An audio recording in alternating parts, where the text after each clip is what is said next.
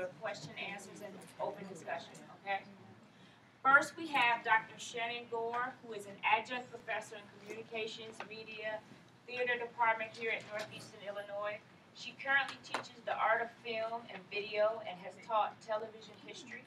Dr. Gore is a graduate of Northwestern University, where her dissertation focused on television representation of the civil rights movement. Her comments will come from seeking to examine the help in the light of the history of docudramas about the civil rights movement and documentary representations of civil rights struggles in the South during the 1950s and 1960s. She sees the help as a complex product of Hollywood, utilizing narrative conventions in order to create audience identification with and sympathy for the main characters. Professor Gore is interested in how the help has sparked renewed interest in the civil rights movement and the plight of Black domestics during the movement. Can we give her a round of applause?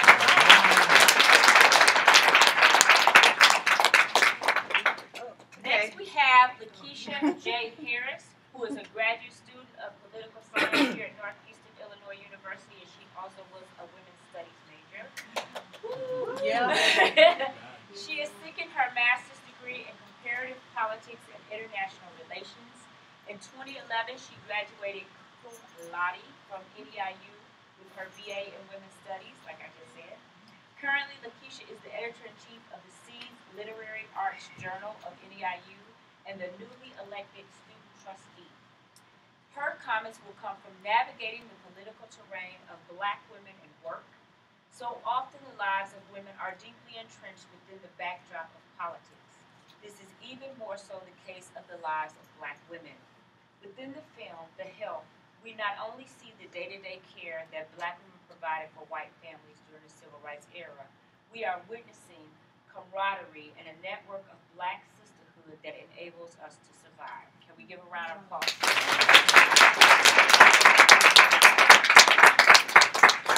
And last but certainly not least, we have Dr. Olivia Perlow, who is currently serving as assistant professor in our Department of Sociology in the African and African American Studies program here at NEIU, where her research focuses on Black women in higher education to sex work. Her lens is utilizing Black feminist framework in her analysis of the help, focusing on the historical, contemporary images and attitudes of Black women and the reproduction of racism and the dominant ideology through media.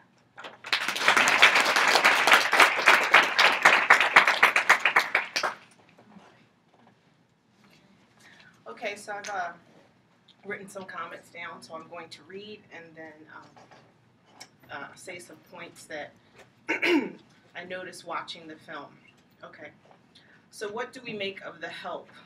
A film that has sparked such controversy and at the same time received, the highest critical acclaim, is definitely worthy of our contemplation and discussion. The Help, costing $25 million to make, has received criticism from the Association of Black Women Historians and praise from the Academy. The original book and the film have made money all over the world. However, possibly lost in the hoopla surrounding The Help is the idea that a fictional film based on a fictional novel has been saddled with the responsibility of accurately depicting civil rights era Jackson, Mississippi, and the complex problematic plight of Black domestics. And this is definitely due to the popularity of the film. The Help is not Mississippi Burning, if you've seen that film. But like Mississippi Burning, the film has been criticized for a lack of historical veracity and conveying helplessness, pun intended, amongst African Americans in the segregated South.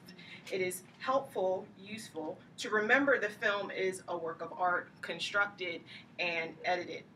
And also in an article, they referred to The Help as Mississippi Burning Light, or something like that. So I thought that was interesting, that constantly when I was reading about The Help, it went back to films like The Long Walk Home and Mississippi Burning. And in some cases, it was put in the category with Mississippi Burning in terms of docudrama in terms of it being inaccurate, and then in other ways, people were saying, no, you should really see Mississippi Burning if you like The Help. Okay, so we cannot dismiss the influence of the piece and simply state that it's just a movie. Entertainment, a big budget product of Hollywood. The movie is entertaining. It has a 60s soundtrack that includes Johnny Cash and Ray Charles. It has specially made pies. It has a Crisco infomercial, smack dab in the middle. However, more importantly, like the Crisco discussion between Minnie and Celia, The Help has prompted important exchanges between women of different races and socioeconomic backgrounds. It has boosted the careers of its stars, particularly Viola Davis and Octavia Spencer, thrusting their talent into the spotlight. Both actresses have acknowledged the difficulties they face as black women pursuing roles in Hollywood.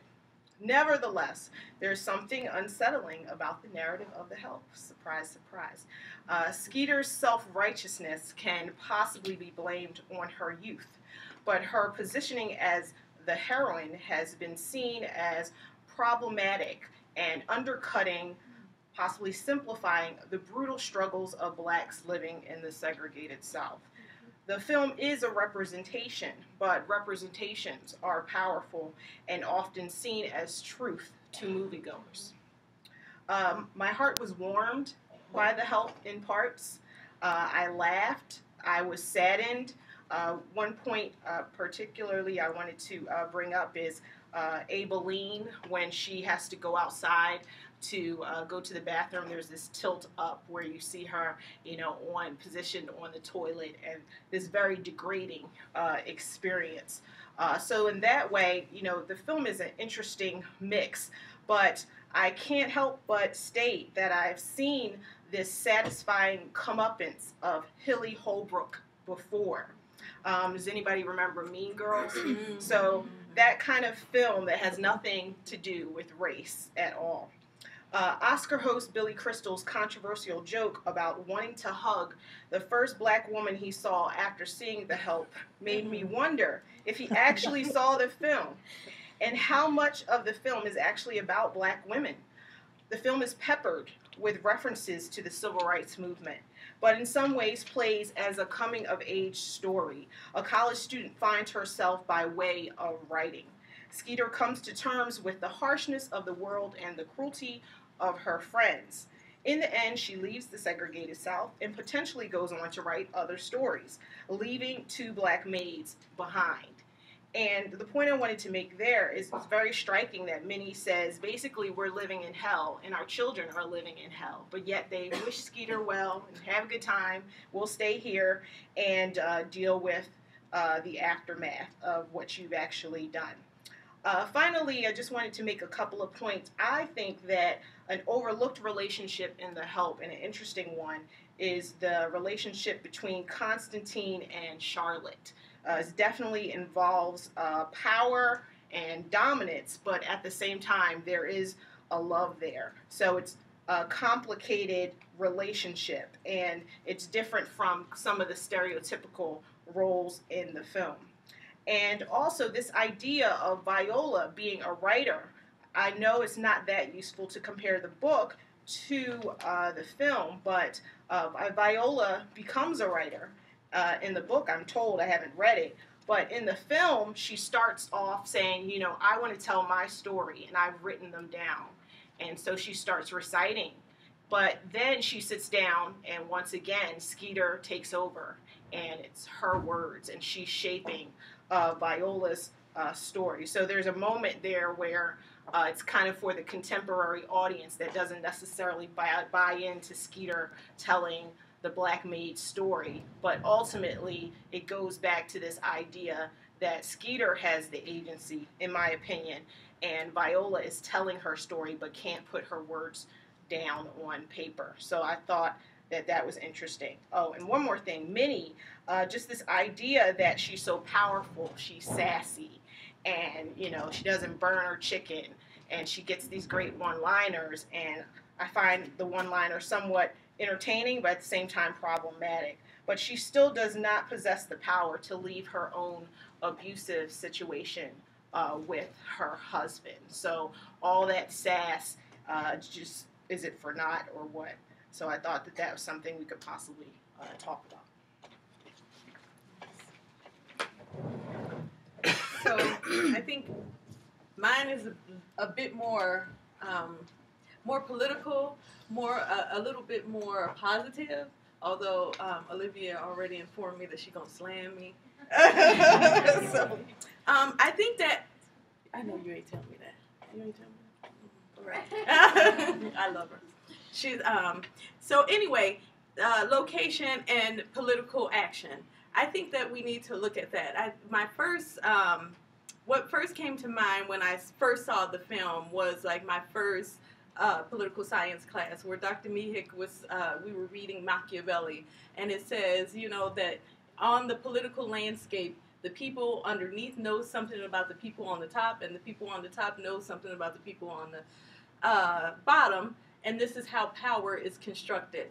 The people on the top, who obviously are white people, mostly we see the women running the households, but then of course there's the male patriarchy, ever so looming, ever so present, ever so there all the time. But what we see is black women underneath all of that, knowing these very intimate stuff that actually has power over these families, over these women. Ultimately, when they write the book, right, they do wield some sort of power. So we can't negate the fact that the people on the bottom sometimes will get you right where they want you. So creating like safe spaces.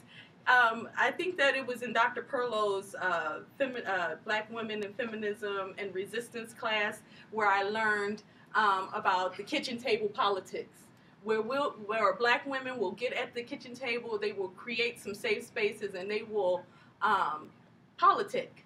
You know, this is where we get our knowledge base. Our knowledge base comes from. Also, shifting as a political act.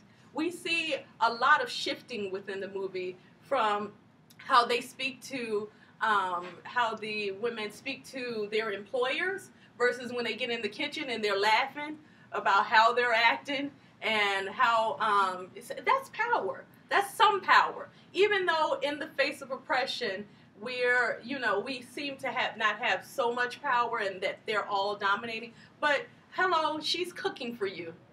My mother always told me, never piss off the cook.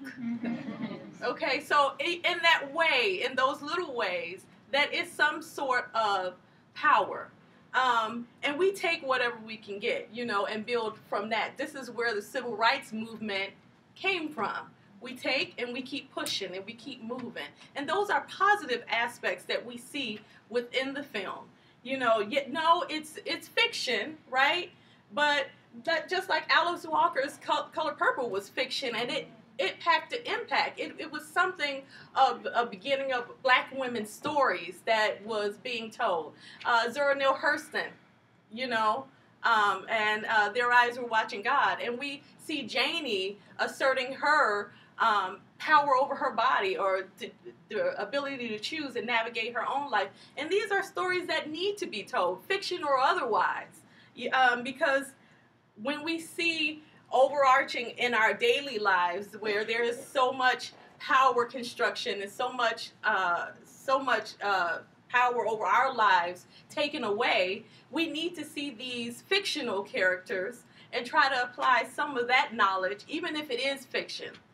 Some of it isn't, like the kitchen table politics that we're talking about. So I think that's all I have to say. I think I'll come up with some more stuff, but I'm waiting to hear what Lorraine's like. All right, let's go. Got to work in the morning. You at work? I know, but I got to get gift bags before I come in for this conference.